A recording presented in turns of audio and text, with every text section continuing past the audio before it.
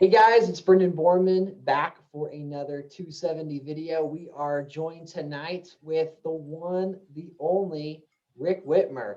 Rick, you've got the new leaderboard screen share going on. Spoiler alert, this is going to be a fun video. I have not seen these rankings, so this is going to be my legitimate reaction. I know it's always fun to see top players, see how they've been playing recently, how they've been performing in tournaments. Obviously, some people may be well aware of what this system is. Some people may have no clue. So I'll let you reiterate what this is, but it's been a really great addition to the lounge because it's encouraged community involvement. It's also a way to gauge, almost a true standard. And, like we talked about when this first was implemented, this is only going to get more and more accurate as there's more and more data. And so I know that we're doing great. I had to make a special trip up here. My internet did not work. So I'm here at home. So I had to drive to work. It's 10:15 p.m. here. So that's what we call dedication for both of us. So good job. Pat yourself on the back. We did good. Unfortunately, can't say the same thing about the Gonzaga Bulldogs. Brendan did not tell me he was going to be going in on Gonzaga right from the rip. So good on him to credit. First of all, thanks, Brendan, for making the extra effort. If the community doesn't know how much, they should really appreciate you. Second, Gonzaga, they just came out flat. There isn't anything else really to say besides that. So yeah, but I mean, kudos to Baylor. They definitely deserved it. I had them in my Final Four, and I, as a Missouri Tiger fan who I was looking forward to the butt whipping Gonzaga was going to put on us in round two. We didn't even get to round two. Dustin Downey's Oklahoma Sooners put the spank down on us. But no, both teams obviously are super incredible. I think there's probably 5 or 6 NBA guys in that played in that game. So. But yeah, we'll move on, from basketball. I'm looking forward to the Masters personally. Golf's this weekend. And then, as stuff starts opening back up from this pandemic and people can go to baseball games, hopefully football games in the fall. Like that's what I'm looking forward to. I know that 270, it has its ups and downs as far as my involvement. I've been all in as far as some days it feels like I'm doing 19 matches and maybe like 3 and the pandemic and being home and social distancing, it's probably helped a lot. And it's been nice here in Missouri going for a family walk. And I'm like, I haven't played 270 at all tonight. And my wife's like, yeah, this is really nice.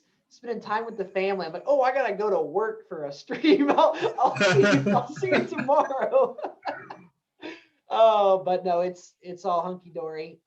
So do you want to briefly touch on exactly how the rating system works for your new leaderboard? Yeah, I basically it's a very simple.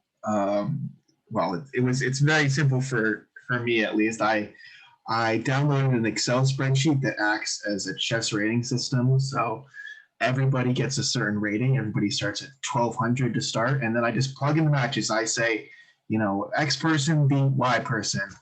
And then it just kind of figures itself out because everybody started at the same rank. So yeah, I mean, there's more complexity to it than that, and even more that I don't really understand. But I'm happy just to have a system that I say X person beats Y person. And the biggest thing for me is that I always thought that you want to value people who could beat the best of the best. So something like win percentage, you're kind of a set of eyes to go after players that don't really know what they're doing as much. Where this system, like you're really incentivized to beat those RHL White House members that are really good at being consistent.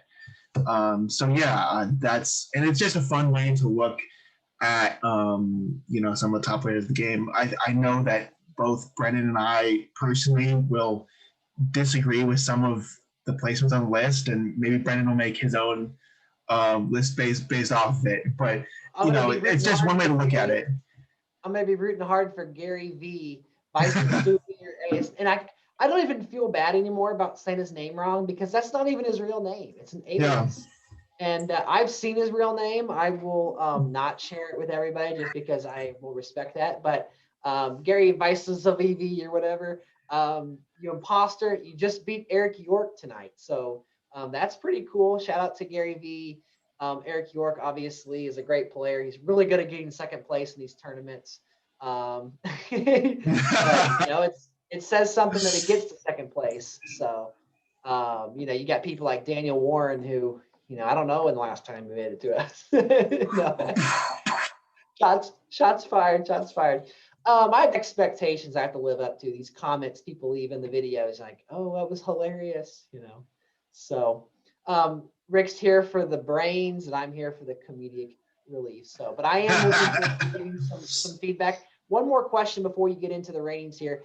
How often, it's actually a two-part question. How often do you update these rankings? So, is this a weekly thing? I know you don't share them all the time, obviously, but and then these ratings, are these as of today, as of Sunday, or is that Yeah, so good question on the second one, because I finalized the ratings, and then I worked with Zach on this this graphic, which was super helpful. That took a couple days, and then we've been coordinating with Brendan. So these ratings are actually 2 weeks old, and I haven't updated them since. And yeah, I mean, when do I update them? I generally update them when I'm watching Netflix or YouTube, and I update them basically whenever I feel like it, and whenever work isn't so crazy that I have a little bit of time to do it. So that's why it's just more when I get around to it, because it's not exactly it's just plugging in results. So I love seeing what changes and stuff like that. But it's more based on when I get time in my schedule. So fair yeah. So besides 270 videos, what do you watch on YouTube? Oh, everything. I mean, I'm big into the Warriors and the 49ers, and right now the 49ers just traded up to the third pick, and oh boy, I mean, I hope it's not Mac Jones. I'm kind of thinking that's a smokescreen. I would like Trey Lance there personally, but it could be Fields. They've got to be going quarterback. Everybody says it's Mac Jones, so I mean, I don't know. I think Kyle Shanahan's going to choose whoever he wants, but I anticipate that, So yeah, and then the Warriors, they beat the Bucks last night. Yeah, this is kind of a tough season for the Bucks because they've lost a bunch before that. But yeah, that was a big win. Yeah, they that Wiseman guy is pretty good that they got.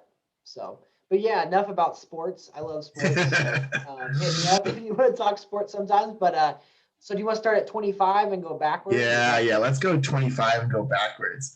So the first person is Alex Votex, who had a pretty big rise from 2 months ago. He went up 27 spots, and he was number 25 on our list.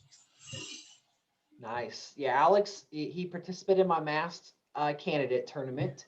I feel like he is not predictable, which is a good attribute to have when you're differentiating between some of these players, in this range specifically, but also like when you talk about someone's ceiling. Obviously people can always learn. This is a game where it's like a copycat and, but I feel like that he has some versatility. So the V in Votex can stand for versatility. I don't know. That's all I got. But no, Alex is, I've seen a couple of his streams. I've been impressed. I feel like that if anything, and this is just constructive criticism, Alex, if you're watching this, I feel like that your in game, your ballot, I feel like that you leave some EVs on the table. You maybe try to hedge too much, or that you've got some potential for growth there, but his mid game, and he's got anyone can open up and get swing states and do that part, but how you transition, and I've been impressed with Alex's game. Yeah, I'm actually gonna I haven't played him, so I'm just gonna keep moving right along because I know I'm gonna want to talk about more of these people as we get more into it. So next is you just had him on the YouTube channel. It's Alex Eastman. I know he is involved with the game with his candidate model and seems like a stud player.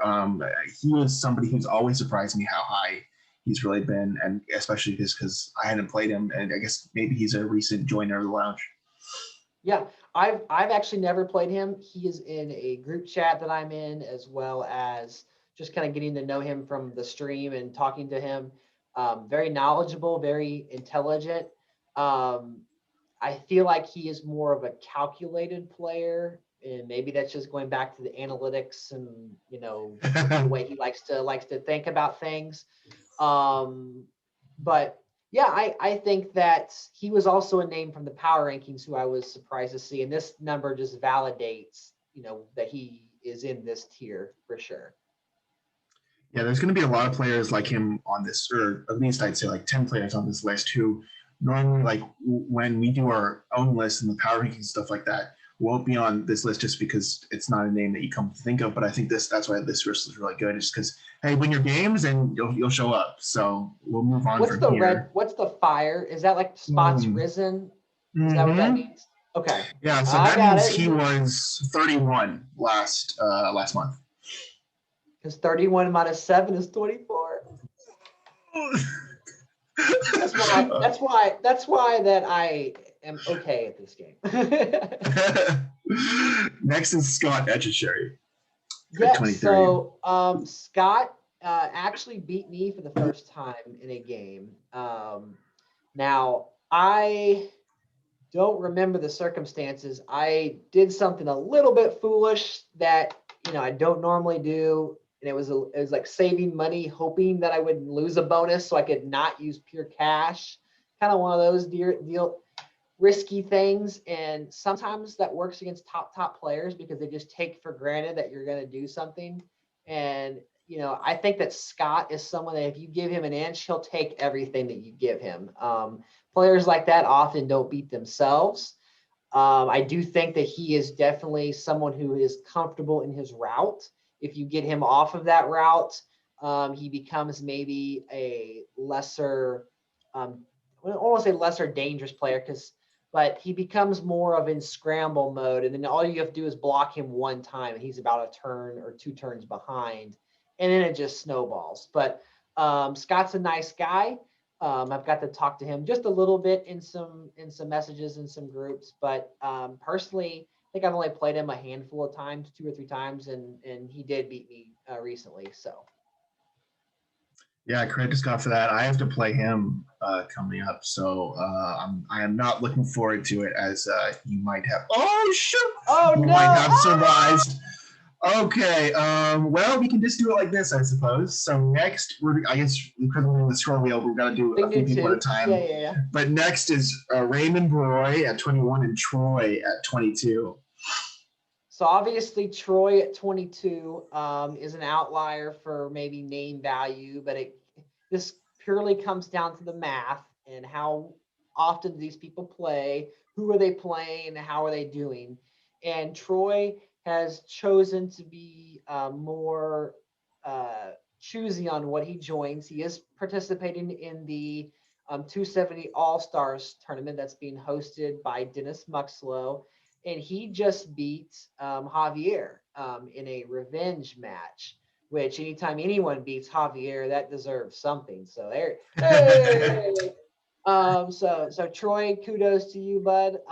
The pride of Virginia coming strong. The of course, the big accomplishment, the feather in his hat, being the RHL White House Season 2 champion, and no one could ever take that away. So what was the starting number? 1,200, right?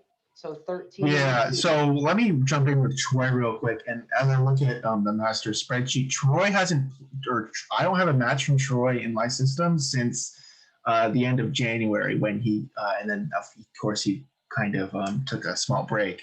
So that says something. Is just, yeah, I mean, he hasn't moved, so people have just gotten better essentially, and yeah, that's cool. And so you're not really penalized. You're just kind of idle. Is that right?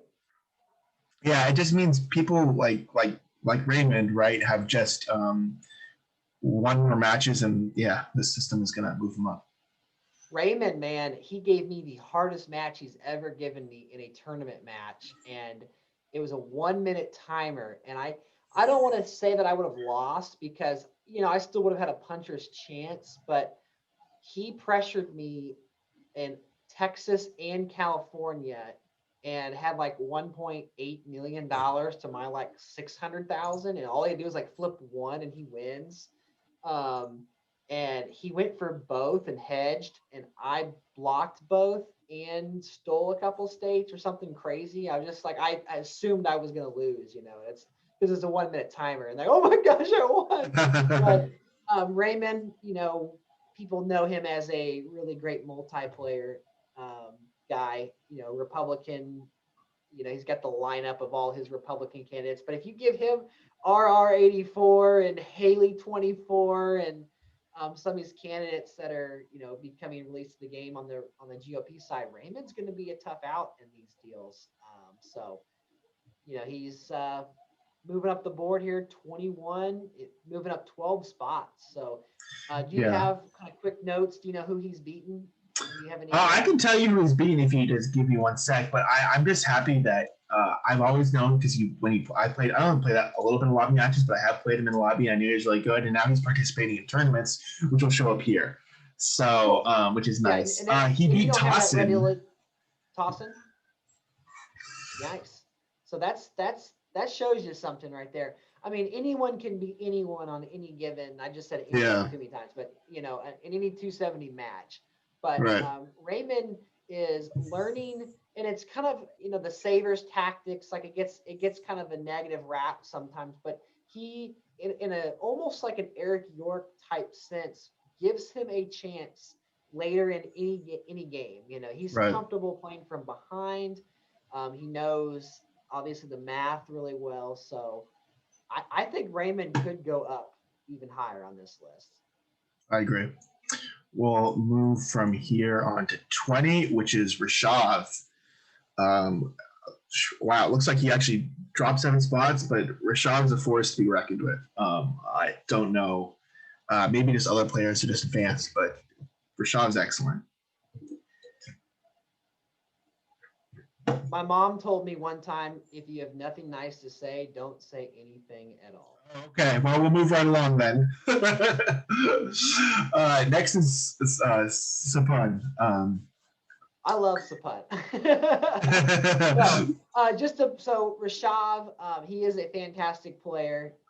He's participated in Survivor. Survivor brings up a lot of emotions, and as someone who is vocal and has to make decisions on behalf of the 270 Facebook page and things like that, I don't want to comment on Rishav's stuff, but I will say that he is a great player and his score is reflective of that. Sapan is someone who, ironically enough, he may be falling on this list.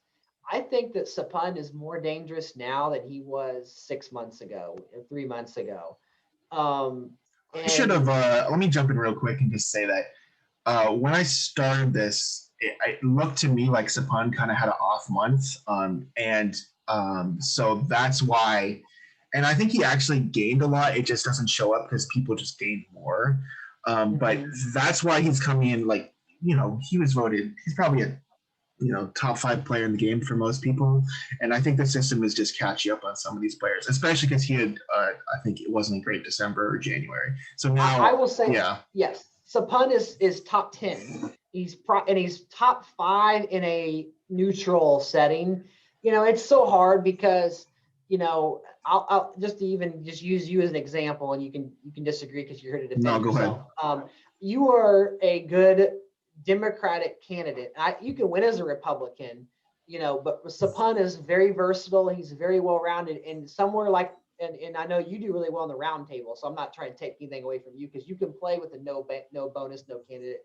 But Sapan, he is great at that. And some players, they snowball that 50% African-American bonus, or they rely on someone who has 130,000 swing.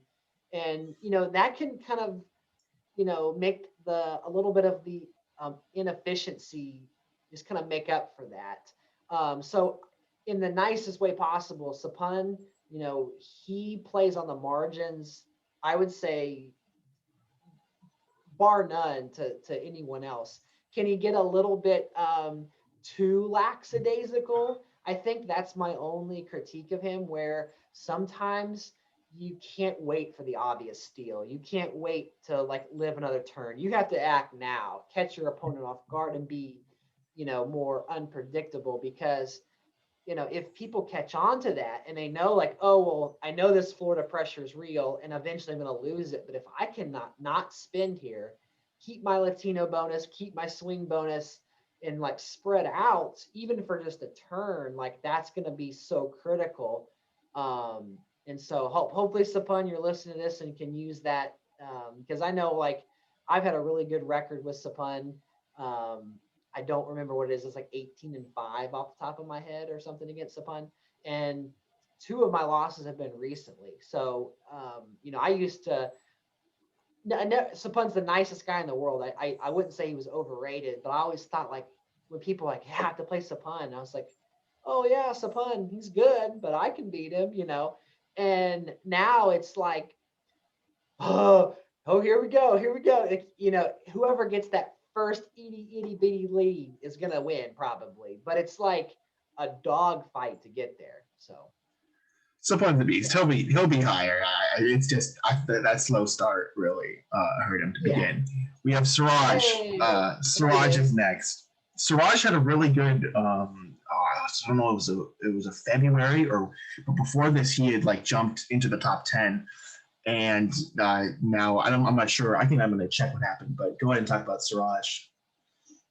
So Siraj gave me a really incredible match their night in the ATP tournament. Shout out to both Zach Algaze and Bryce Hawkins. I don't know if that's probably not in your spreadsheet either, because that just happened like 2 or 3 nights ago. But no, I wouldn't say I was definitely not underestimating Siraj. I knew it was going to be a heck of a match, but I risked it. I was already in bed, like didn't have a calculator or anything. I just played with one eye open, and was doing math in my head. And I was like, man, I hope I don't lose, but if I do, I've got a really good excuse. He is so sneaky in a good way. He's kind of like Rashad, kind of like these players are just like, so annoying. Stop doing that. But no, Siraj is great. He's definitely like Raymond, become such a long way in the 1v1. But yeah, I think that his track record against Tossin he's one of the Tossin slayers in the lounge, I would say. He also kind of has a Democratic bias. So, he has some tendencies to maybe spending too much in Illinois or we all have our states, depends what it is, but he really likes that Latino, Latino bonus. So if you can pick up on some of these things, you can use that to beat him later on. But no, Siraj made a deep run. This has been a few months ago, but the World Cup, he made a run. He might have made a run in the round table. Not quite sure on that one, but I've seen him definitely in some tournaments, and just getting married has made him even more focused. So yeah, he's a force to be reckoned with. Yeah, I look at it now, and he took a kind of Survivor break. He was in Survivor and won. He made it very far. Rashad won. Rashad won. Okay. That was kind of the controversy. Siraj was promised the world, and it kind of did the, I don't know. It was, we both played Survivor. We were kind of, I mean, like, I like you. I consider my friend. We were kind of in alliance. We kind of didn't know what the heck was going on. I had no idea what was going on. I just was like, you know what? I was gonna try to be happy and talk to everybody. Right. And that's not always a good strategy. But no, these guys were buds before the game. I think it's not so good right now. But time heals all wounds, and it is just a game. So hopefully these guys can get back.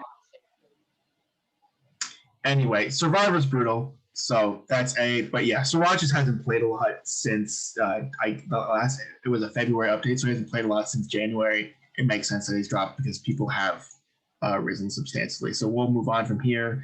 The next is Micah Mohan, another name that people probably wouldn't talk about in their normal power ranking. So I'm glad he's getting credit here. Yeah, and I've only played Micah once, and I actually lost. It was a game where we were playing the Battle of the States, and I was RBG, and he was John McCain.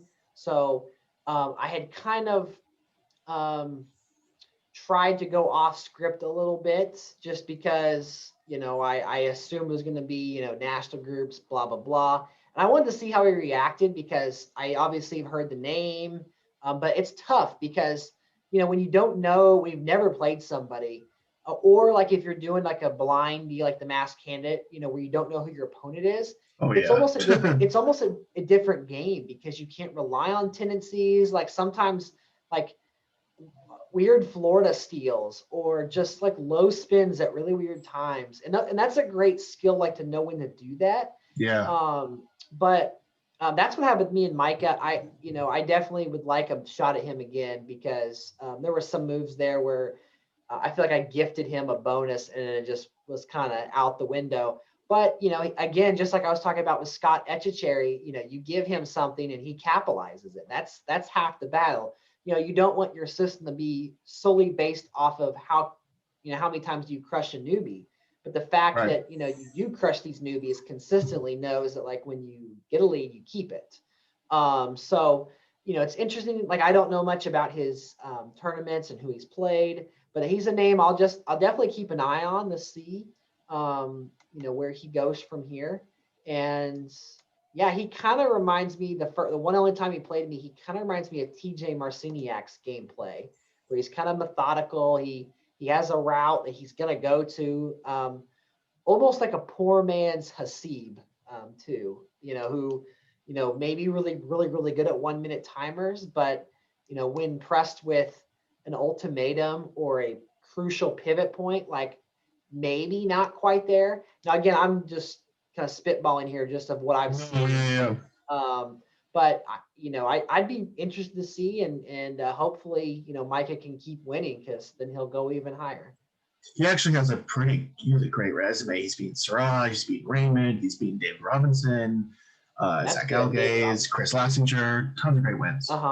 So by him beating David Robinson, that tells me that he can do what I was talking about, because David is someone who he's kind of like Siraj and some of these players who does pesky, put token pressure, real pressure, like I'm in all your states, what you gonna do about it? So yeah, that's good. So that kind of validates what I was saying about Micah. Cool. Number 16.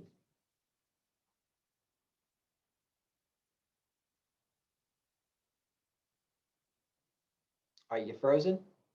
We'll move on to 16. Did we go frozen at the right time? Oh, it's mine. Maybe it's mine. Oh, hey, look who it is. It's this guy. So I'll talk about me for a second. No, I'm just kidding. I'll let you talk about me. Yeah, I mean, Brendan, no, Brendan's a beast. And especially with a lot of these players, it's one of these things where, it was Sapan, with Siraj, and with Brendan. I don't have a lot of matches from you from the last couple of months, and I know you specifically tried to withdraw, and you only dropped a couple spots, so clearly some of these guys above you are really hardly advancing. But Brendan's, you're always a threat, and I think you've clearly beaten some really good people lately. You beat Jason, you beat Dylan, Guillermo. So like the resume is all there. It's just, we're going to talk about, especially with the players at the top, about plateauing and if they've reached like their full potential with the ratings. And I think some people have, and I just don't think you have. I just think there's a lack of data. So yeah, no, I'll get and like I feel like that this system like is fair because people like, I want to say idolize, but like Eugene Debs, like the name, and he's a number one. And while that's like the history of the game, is he the best player ever? I don't think anyone really thinks that. But he's rewarded for the amount of time and I mean, Right. it takes a long time to play 6,000 games, you know. Yeah.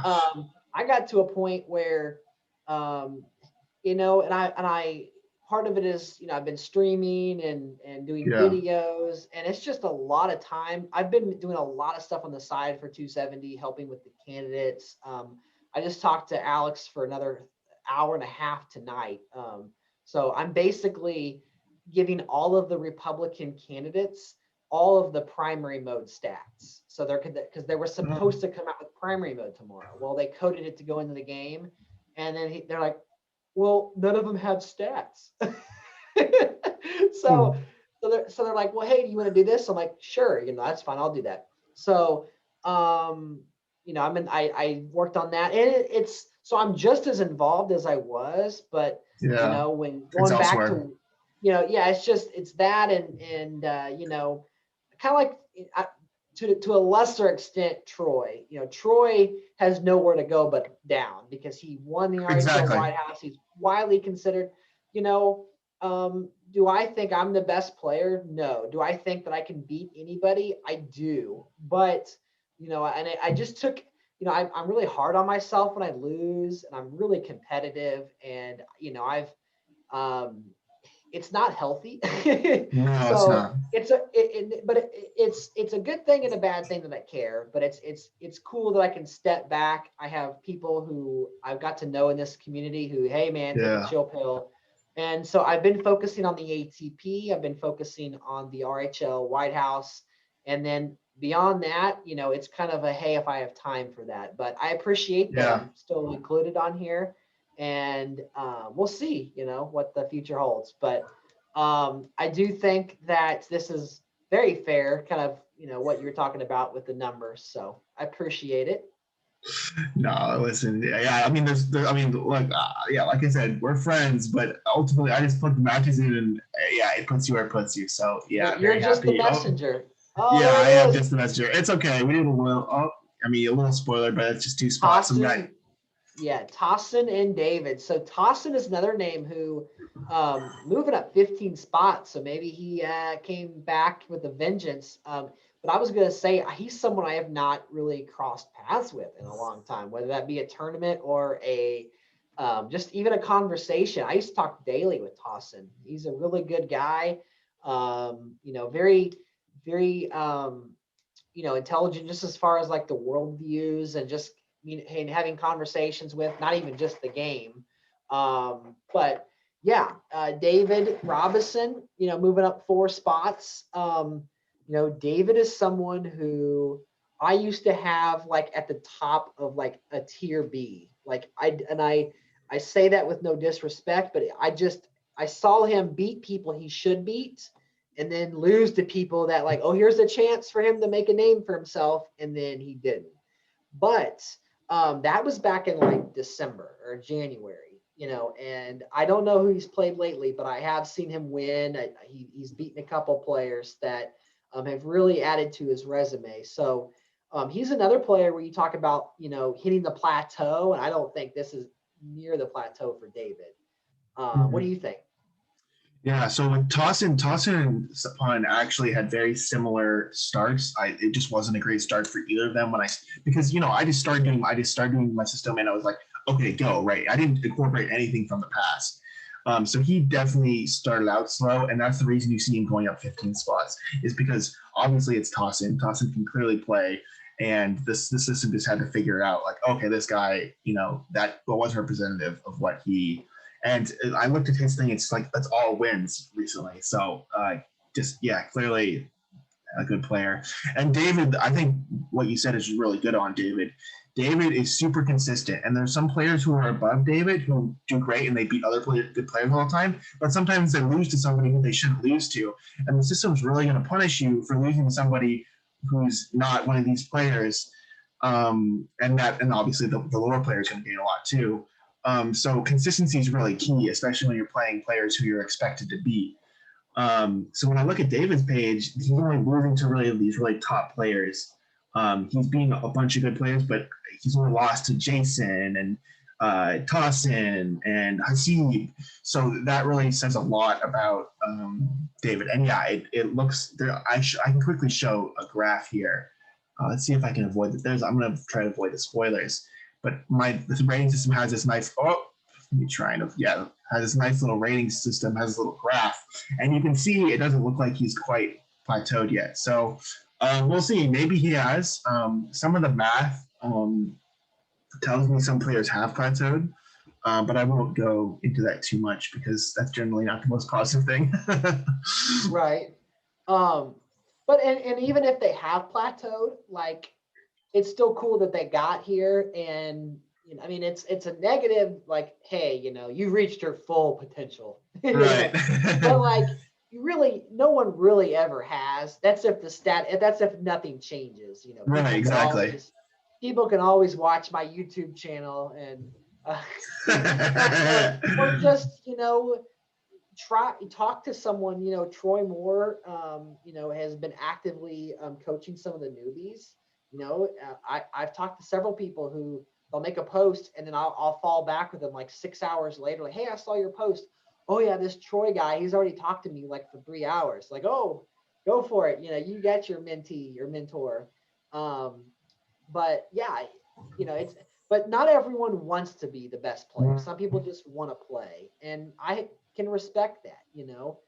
But the some people who, you know, take this seriously, yes, there are more important things in life, but people spend a lot of time and a lot of energy in this. So it's really cool where, you know, you have developed a system where people can be recognized, where, you know, it's the community itself. I think the game takes for granted the community sometimes. And that's sad, but you know, one day maybe they'll come to their senses. I don't know. And I think you know, if you're on this list and you feel like you should be on it, like a lot of these players have been playing for a long time. So and it's really tough to, you know, it's really tough to just go from overnight to winning a lot. So and honestly, I mean, Brendan's joking, but for real, he has some really good YouTube videos that if you don't know what you're doing, there is the secrets to success there. Like I am being 100% serious.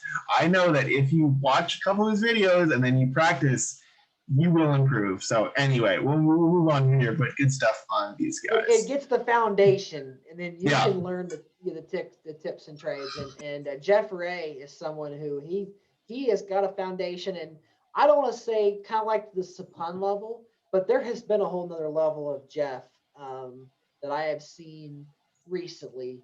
Now, I do think that Jeff is actually better in a Whack'em Sock'em kind of a rough it out, you know, weird kind of game where it's not so cut and dry, and then you get, you know, down to like there's some games where it's just like you have 5 bonuses, I have 5 bonuses. You have those bonuses, like you just kind of know.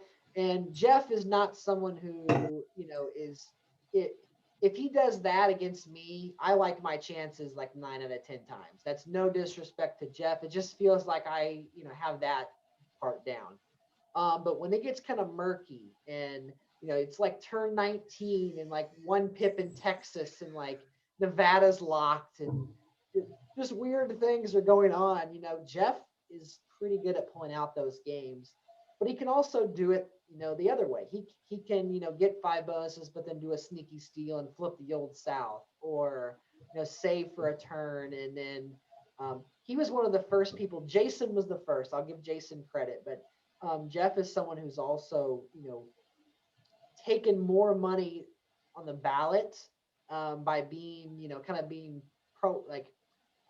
choosing to pick his spots, and maybe he only has 3 bonuses or 4 bonuses, but he's got 1.7 million to my 700,000, and I have to guess right, like where is he coming from? So I think whenever you can learn that art of when to save and like ballot management, you know, that unlocks a whole nother side of a player. And obviously Jeff is like 3rd all time or 4th all time, so you know he's played a ton of games.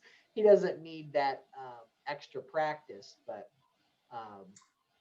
Jeff's. Talk about practice.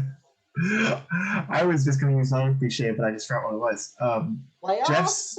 Oh no, Jeff's a beast. But I was going to say that he just really hasn't lost games recently, and if you want to go up, don't lose. So that's another cliche I was going for. Win the game. Play to win the game. Brendan's full of them today. So we'll move on from here. Guillermo. Guillermo was really high on the list last time. And Khalifa. And looks and he's still, and Guillermo's insane, but it looks like Guillermo has not played very much. He is also participating in the All Stars challenge, and I appreciate it. I tried to make an alliance with him. He's like, I don't really, I don't see myself in this game very much longer. Like this relationship would not work. Okay? So I mean, Guillermo is one of the most well-rounded players. Primary mode, multiplayer, one. Oh my gosh, yeah. I mean, he is a beast. So, in a social game where, why not ride his coattails? I'm fine with that. Well, looking at Guillermo, I mean, Guillermo's such a beast. But looking at Guillermo, he's only played 4 matches since the end of January. So maybe, actually, they're all RHL matches. So looks like he's taking a little bit of break from the other stuff. But I mean, who's the person who's played the most matches? You know who that is? Like, is there someone that just has played a crap ton of matches? Let me look at that while we talk about number 11, George Fry. Happy birthday, one day late, George Fry. So George Fry coming at number 11. Obviously, he's one of the best players that I've ever played against. I don't, want to take away from anybody else, but there were 2 players that really, whenever I play against, I'm thinking that I have no shot against, and I do. It's just like, my doubt coming in, and one's Jason Casey, one is George Fry. Now I have beaten Casey a couple times lately, and I feel good about that. But George, he is the ultimate, I'm going to beat you with this lesser candidate. And he often does. I think he's a little bit cocky, but in a good way. I think he has the mouth and the game to back up what he's saying. And, he's moving up 4 spots. He's active. He does really well in these 270 sanction tournaments where, you are playing against a lot of newbies, but he did really well in the 99-cent tournament when it was just pretty much all veterans too. George is also very keen on adjusting his gameplay. So he, I will say he has similar trends, but they're not like something that's easily detected. You kind of have an idea, but like, if he's playing, if the rare time he's a Democrat, he's going town and gown, like, he's going to go a weird town and gown, but you just don't know where, you can't just go Arizona, DC, Utah, and it's like you're going to block it, or Massachusetts. Like, but yeah, George really good. If I had one person to win a match and I knew nothing about the candidates or anything, it's probably a coin flip for me between 2 guys. One of them is George. Let's see if you can guess the other one. It's not Jason. Oh, I was going to say it's Jason. Javier. Those are my Javier. 2. If I can't pick myself, because then at least I control my own fate. Right. Then I just bash my head in all night. How did you not block Florida? I did not think of that. No. Yeah, George is a beast. Yeah, George. When I look at George's record, he's really only played good people, so that speaks a lot to him. And he hasn't played that much. George doesn't participate in a ton of stuff. So, yeah, I'm excited to see how he rises and falls. He's obviously such a beast. To come back to what you said earlier, the player who has played the most matches in my system is Gary V. So Gary V, baby. And he's 34 on this list. So yeah, good.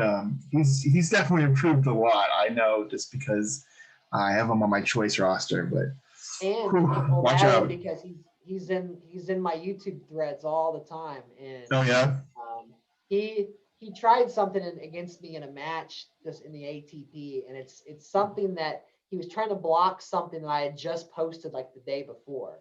And I was cognitive of that. I was like, you know what? I don't think I'm going to do that again. And it was kind of a murky game, like I was talking about with Jeff, where I could have gone up in Texas to get like 2 bonuses. I think it was like export and ag.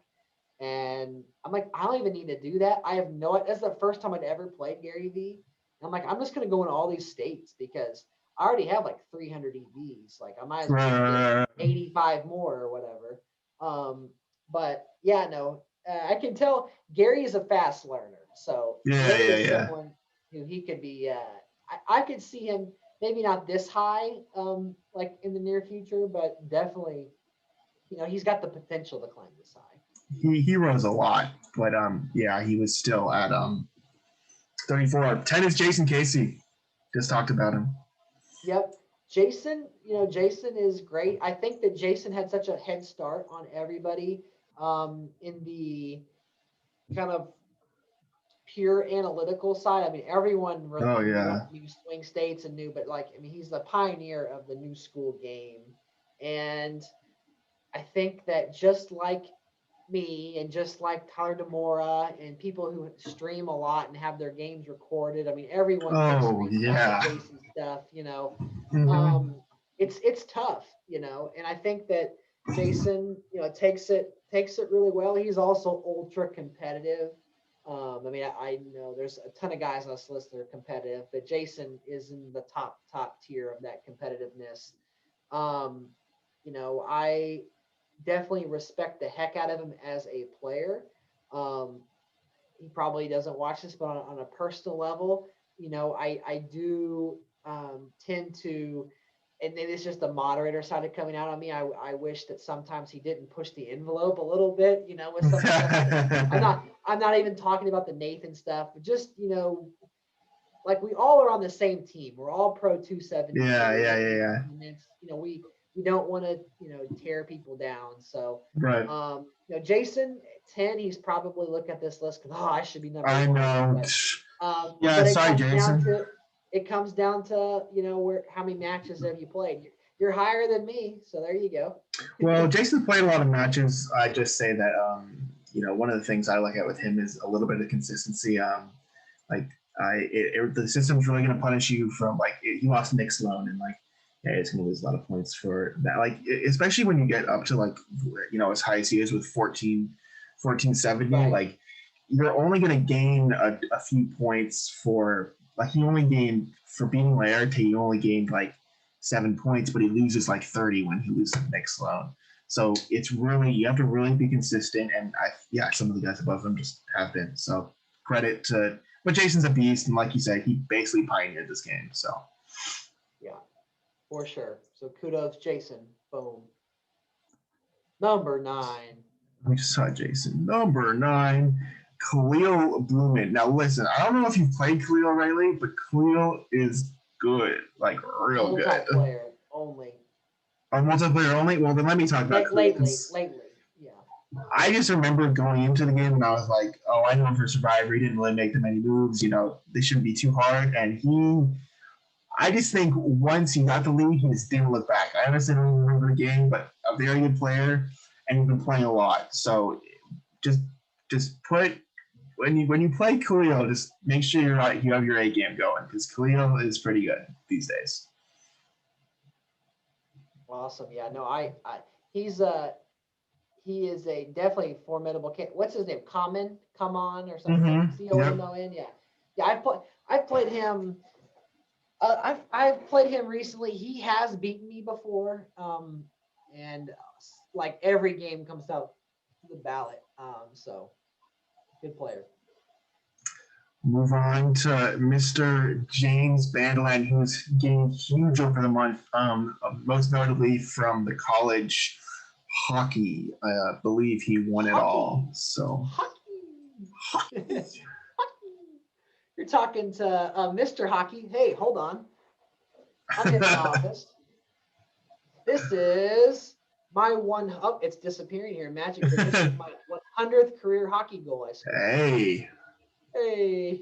So I know a little bit about hockey, but I also know a thing about James Bandolin. He's pretty good. He has beaten Jason several times. He's kind of A word. what Siraj is to Tossin. I feel like he is to Jason a little bit. It's a friendly rivalry for sure. But yeah, James, he's another player who he's kind of like Guillermo a little bit, where I don't want to say it's state chasing, but he is like, going to put some feelers out. He doesn't mind playing from behind a little bit. He's going to put maximum pressure on you. And if you guess wrong early, it's over, Yeah. So James, I think that just the pure number of games he's played, that's probably helped that with that. He's a player who's never beaten me. And I say that, we've only played maybe 3 to 4 times. Like it's not a big number, but it's been a while and he's definitely made some strides. So if I see him in a game, I'm going to be like, okay, let's do this. Yeah. Do you have any pregame, like Rocky music? Well, sometimes when I'm playing in the car, I'm driving. Oh crap! Gotta pull over. I'm playing somebody good. Or the other day I matched up with somebody. Oh, it was Nathan Williams, but then it disconnected, so I didn't have to worry. But I was in the shower again, and I was oh, and Scott was like, "What happened?" Oh, nothing, nothing to see here. Just keep moving. James Bandolin. James is good. He's a new player's like worst nightmare. So you can kind of see number 6 and number 5, or number 6 and 7. 7 is Zach Algaze and 6 is Hasib. I think these guys are appropriately combined together because both players are hyperactive. Both players, I think, do a fantastic job of being consistent. Going back to what the model shows, who can you beat? Zach and Hasib both have the ability to beat anybody. Yeah, I would say that just like David Robinson, in my mind, I mentally have them a tier below. And especially with Hasib, I think that is something that I just have to adjust. Like he is a tier A player. Zach, he might be too. I think he struggles with me a little bit. I've played him a handful of times, and I don't think it's ever even been close. But I've seen streams of him being like, wow, I'm glad I don't have to play Zach Algaze right now.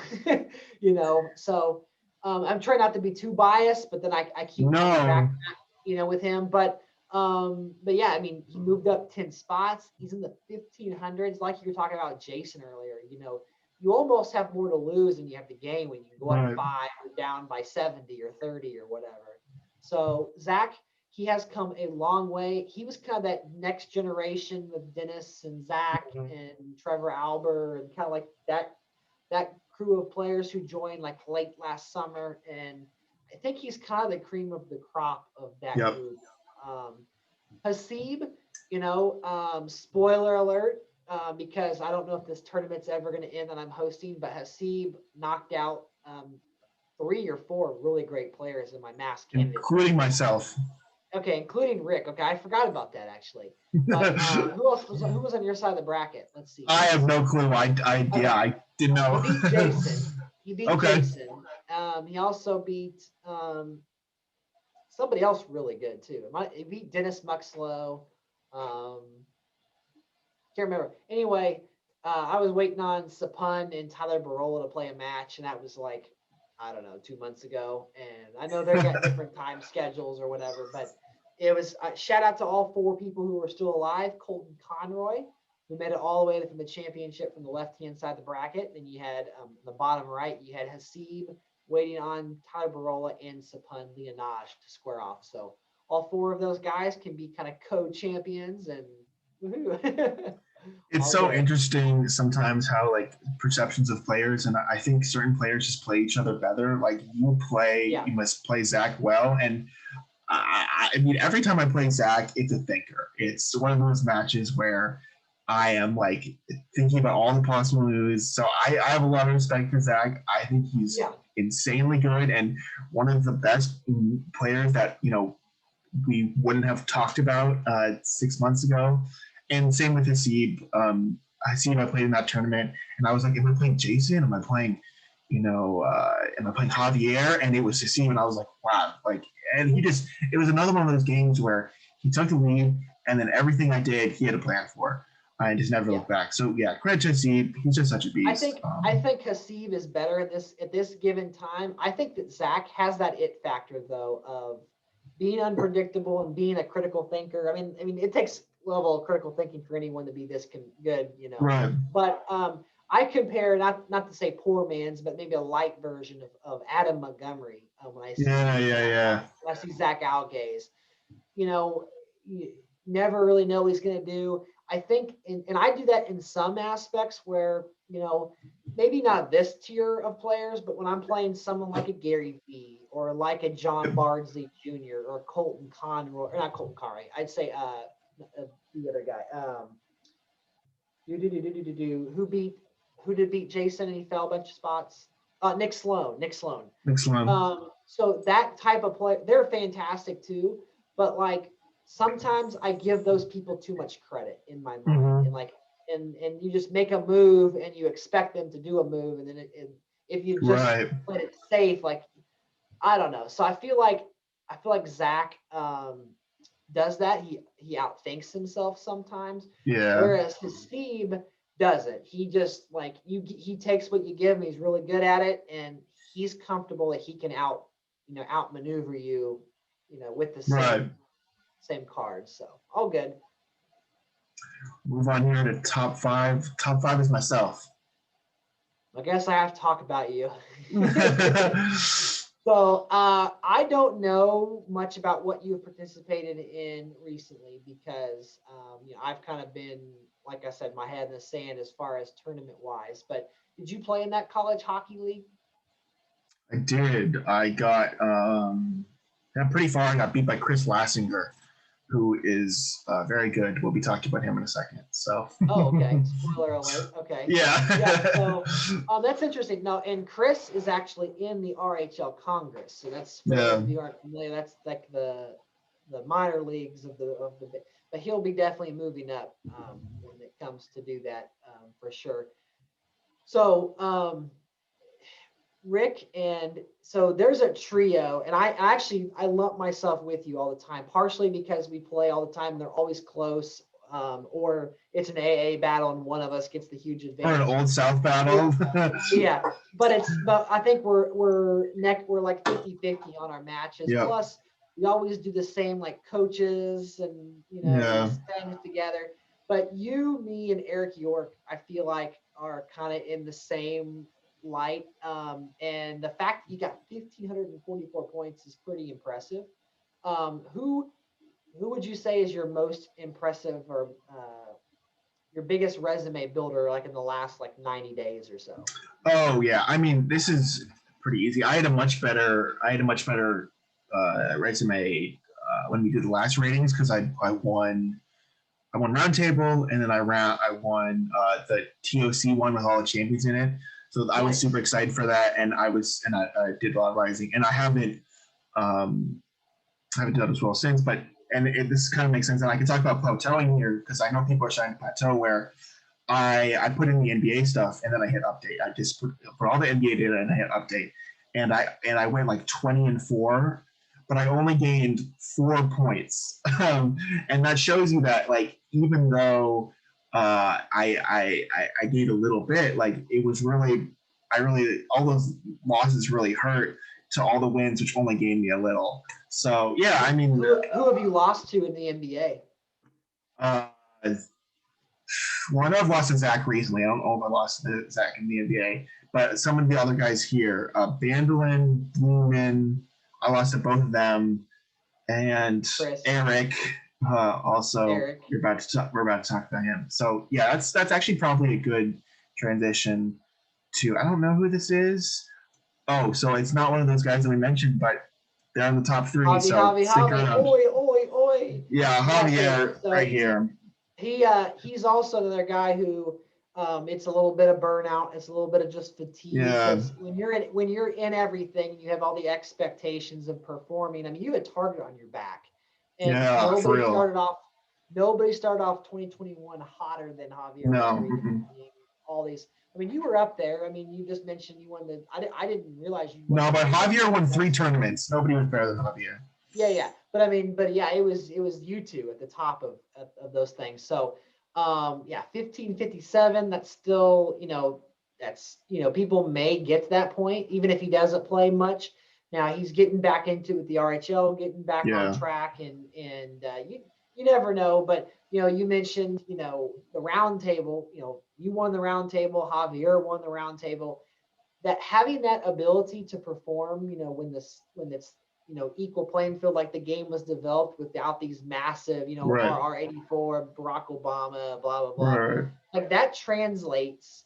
That's a good indicator that you are a good player. And so that's why when you look at some of these players like Hasib or James Bandolin or George Fry, like these people aren't going anywhere because they're good. So Javier, I think that like I was mentioning earlier, if I had a game on the line and I didn't know what the rules were candidates wise, I'm picking Javier or George, and I'm just going to be happy with whatever I choose. But yeah, I want to just talk about real quick with Javier. I mean, one thing that impressed me always with Javier is just we talked a lot about earlier about in the beginning about how like if you watch his streams and you can just copy some of the strats, and I think that's one of the best ways to get good at 270. But what Javier was doing when even now, but even when he won all those tournaments was that just that he he was changing the way he started every single game, and I find that extremely impressive because I don't have that level of creativity, and he clearly does. So credit to Javier. I have to do that because people watch Yeah, all of my streams, and right, so that's but I would agree with you. And I mean, I'm not. This is one area where I feel like I have a good idea, and I would agree with you that if there are probably about 4 mm-hmm. players or 5 players who you just have no idea what they're going to do in the beginning of the Right. game. I like to think that I'm one of them, but I definitely would say that No, you mean Javier you have to be, like you said, yeah. yeah, Javier is up there for sure. The top 3. So there top 3 is Chris Leisner. I don't know if you've been aware of what Chris Leisner is doing, but he's had a super hot month.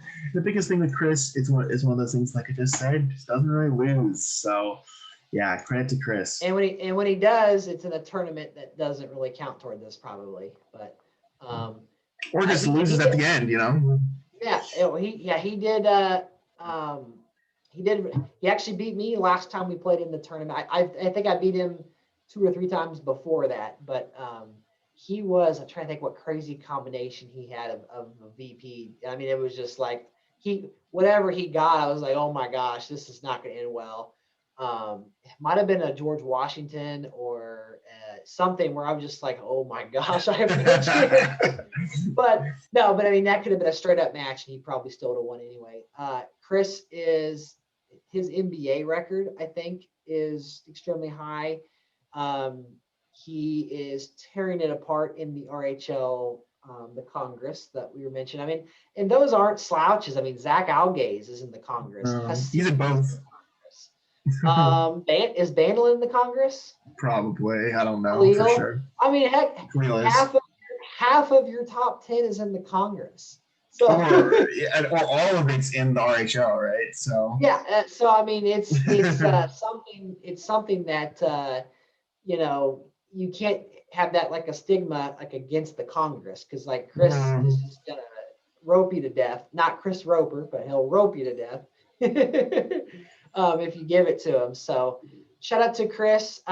He helped unmask or start the whole Eugene Debs debacle a few months ago by posting a screenshot, and that same week I think he actually won the whole tournament. So pretty cool week for Chris. Yeah, Chris is good at 270. Number 2 is Mr.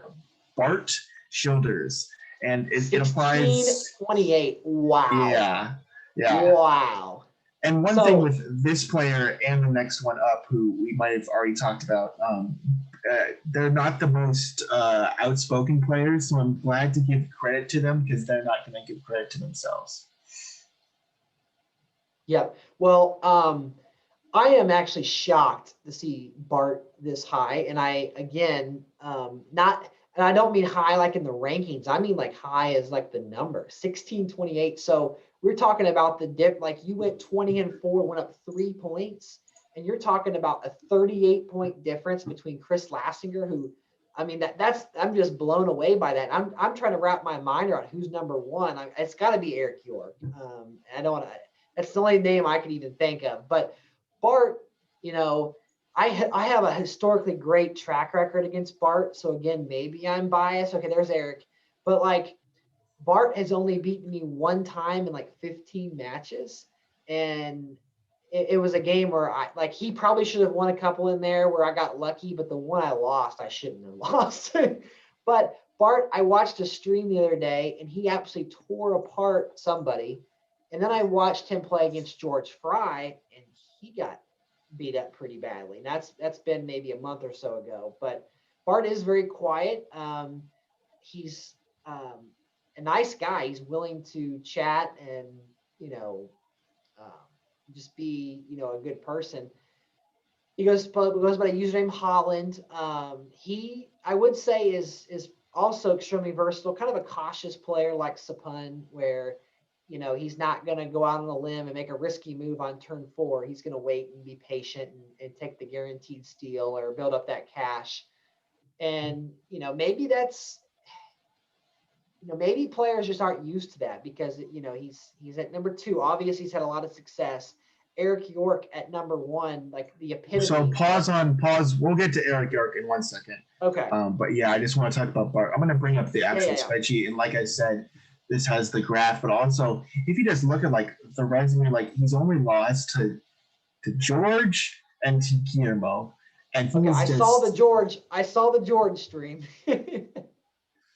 it just like the dude doesn't lose essentially. So credit to him. Like he's being Anyway, I think I've said enough, but yeah. Okay. One of the most I probably slept on players, and with Eric York too, I think. So we can dive into Eric here. And it's crazy because Eric, I'm like 5-1 against Eric. Oh really? So, well, credit to you. Eric, well, it's crazy, and it goes back to under half of the battle is, okay, let me back up. Half of the battle of getting to this upper echelon is not understanding your opponent as much as understanding yourself. Like, what are you comfortable with? Do you have tendencies?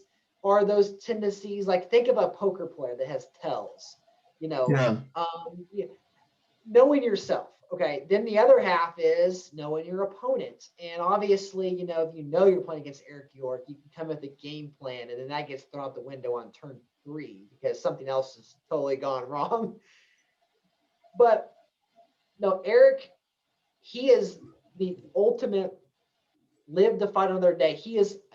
I don't think he wins matches big, like 400 plus EVs, like you might see a Lassinger or a Hasib who just steamrolls and makes those gutsy moves.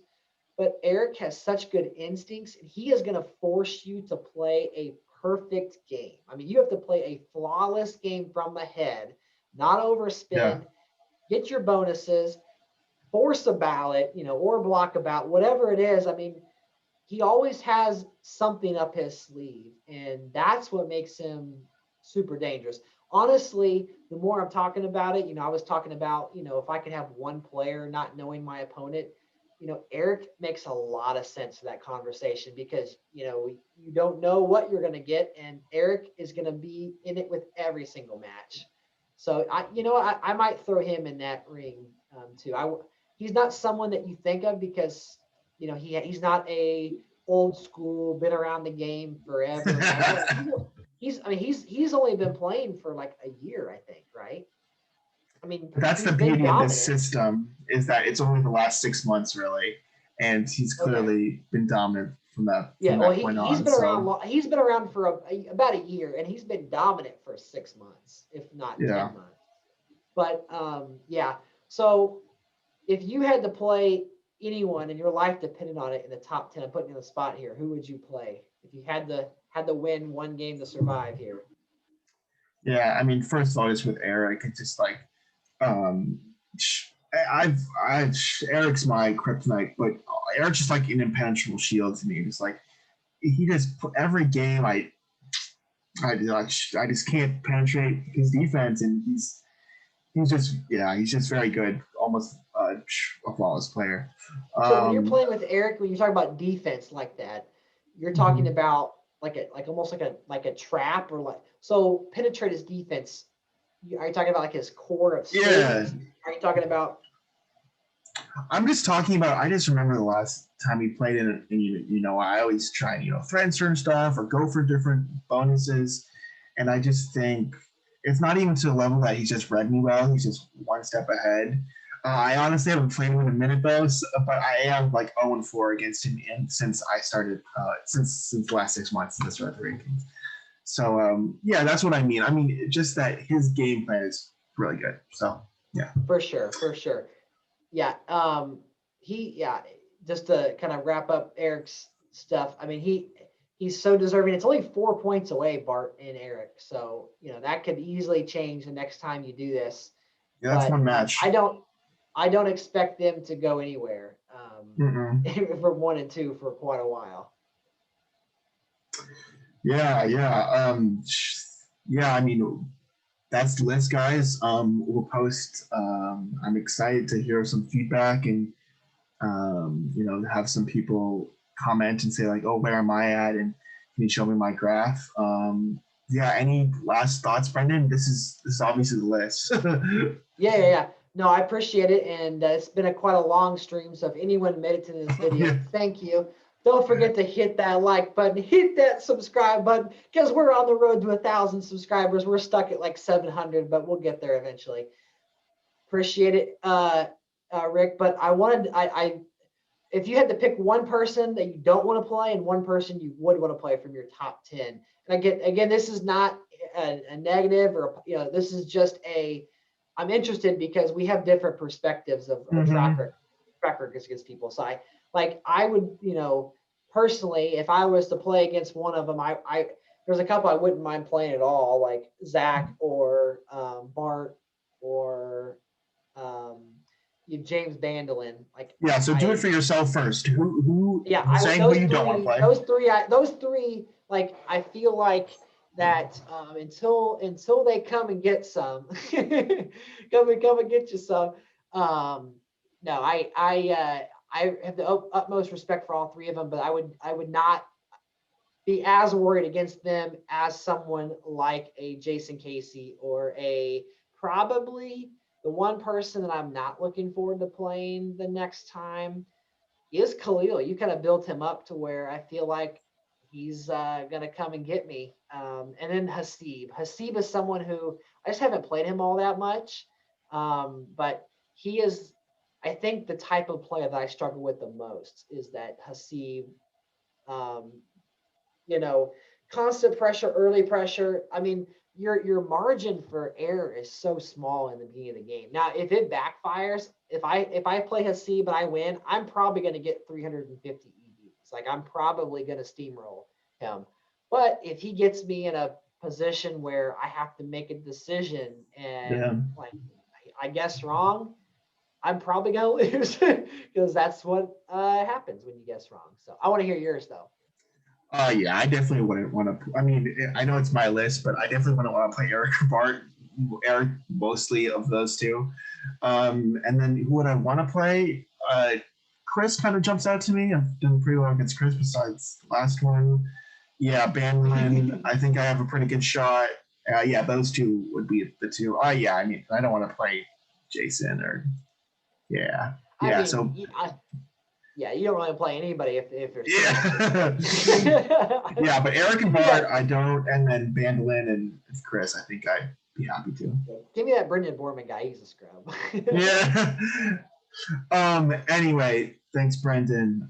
Yeah, I mean, I can't imagine. Yeah, I mean, this has been a little bit, but if you're still there, thanks for staying with us. And yeah, I mean, credit to those guys, everybody at the top, and everybody that really made the list in general, especially some of the guys down here that haven't quite gotten the respect they deserve. So yeah. Yeah, I agree, and I appreciate it. And thanks again. We'll catch you on a stream. I know you were in my Democratic strategy video, so people may know you from that. But it's always good to have people back on. These streams are kind of boring when they're by myself, so good to have you. But we'll shut it down until next time. This is Brendan Borman and Rick Wytmar, and until next time, catch you guys on the next 270 video. Deuces, juices. All right, it is off. How long